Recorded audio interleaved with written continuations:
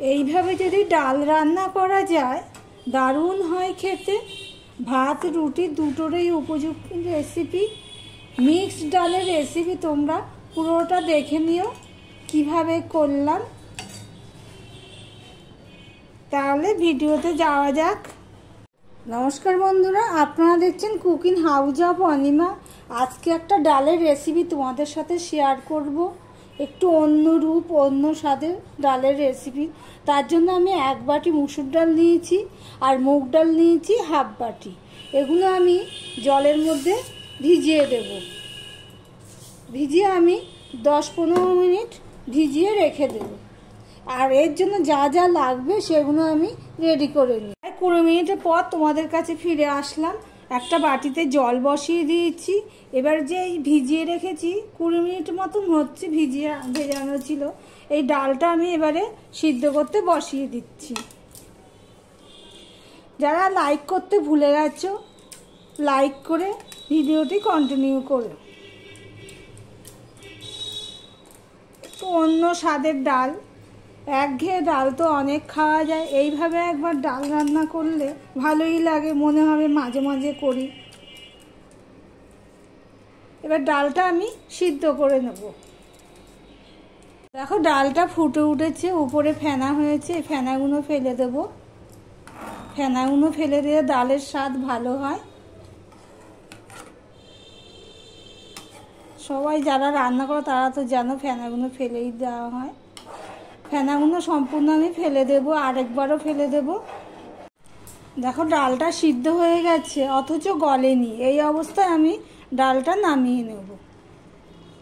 গরম কি বাবা! এই দেখো সিদ্ধ হয়ে গেছে, চাপ দিলে দেখো ভেঙে যাচ্ছে। সিদ্ধ হয়ে গেছে অথচ গলবে না। এই অবস্থায় আমি ডালটা নামিয়ে নেব। গরম কড়াইতে আমি কিছুটা সর্ষের তেল দিয়ে দিচ্ছি। ডাল ফোড়নে আমরা মোটামুটি একটু কাদ্দুর সর্ষের তেল বা সাদা তেল দিয়ে ফোড়ন দিই, কিন্তু এখানে আমি একটু বেশি পরিমাণেই তেল দিয়ে দিয়েছি। একটা শুকনো লঙ্কা দেখো ফোড়নে দিয়ে দিলাম, তার সাথে দিয়ে দিলাম একটা তেজপাতা। আর এখানে আমি হাফ চামচের একটু বেশি জিরে নিয়েছি, সেই গোটা জিরেটা আমি দিয়ে দিলাম।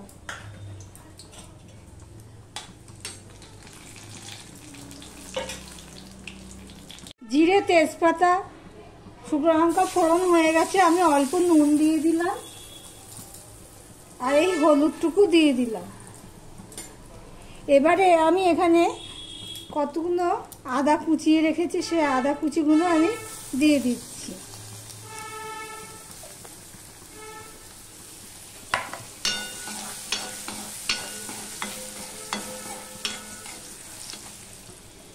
আদা কুচিটা কিছুটা হয়ে গেলে আমি এখানে পেঁয়াজ দিয়ে দেব।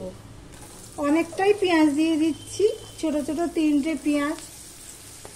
দেখতেই পাচ্ছ ওই ডালটুকুর জন্য।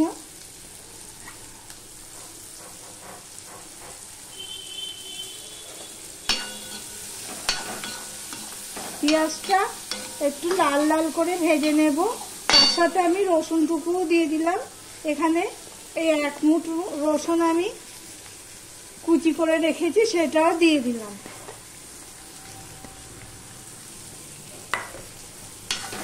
আমি লাল লাল করে ভেজে নেব।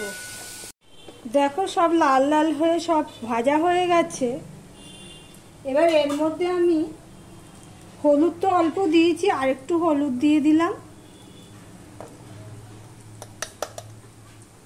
অল্প একটু লঙ্কার গুঁড়ো দিয়ে দিলাম।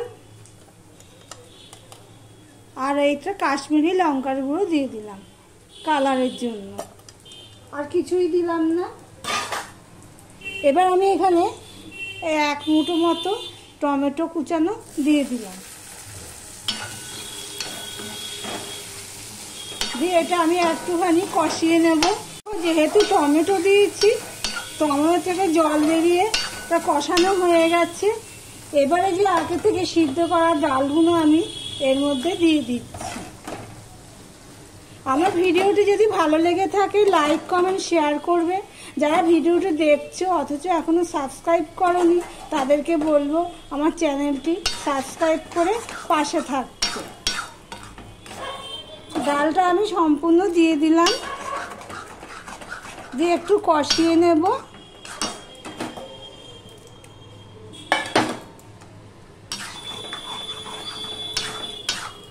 ডাল ফ্রাইও বলতে পারো এই রেসিপিটা, কিন্তু খুব দারুণ হয়, টেস্টি হয়। এবার এর মধ্যে আমি কিছুটা জল দিয়ে দিচ্ছি।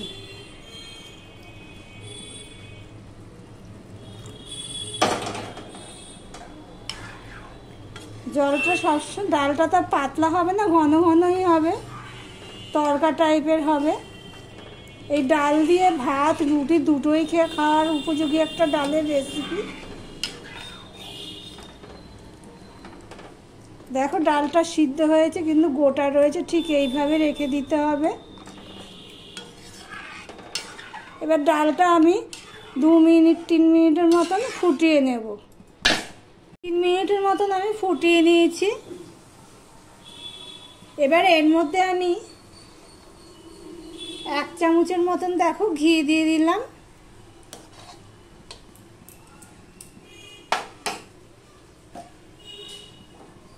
আর গরম মশলা দিয়ে দিলাম, 1 চামচের একটু কম গরম মশলা দিয়ে দিলাম। আর একটুখানি চিনি দিয়ে দিলাম, এটা অপশনাল, তোমরা দিতেও পারো নাও দিতে পারো। চিনিটা দিয়ে দিলাম। আর এখানে দেখো 4-5টা কাঁচা লঙ্কা চিড়ে রেখেছিলাম, সেটাও আমি দিয়ে দিলাম। তাহলে ভিডিওটি আমার কেমন লাগলো কমেন্ট করে জানিও। আর যারা ভিডিওটি দেখছো তাদেরকে অনুরোধ করব আমার চ্যানেলটি সাবস্ক্রাইব করে পাশে থাকতে।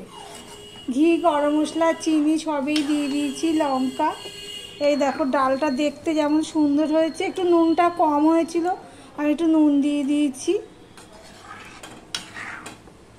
এবার গ্যাসটা আমি অফ করে দিয়ে 5 মিনিট গরম কড়াইতে রেখে দেব। ভিডিওটি আজকের মতন এখানেই শেষ করলাম, আবার অন্য কোনো রেসিপি নিয়ে চলে আসবো।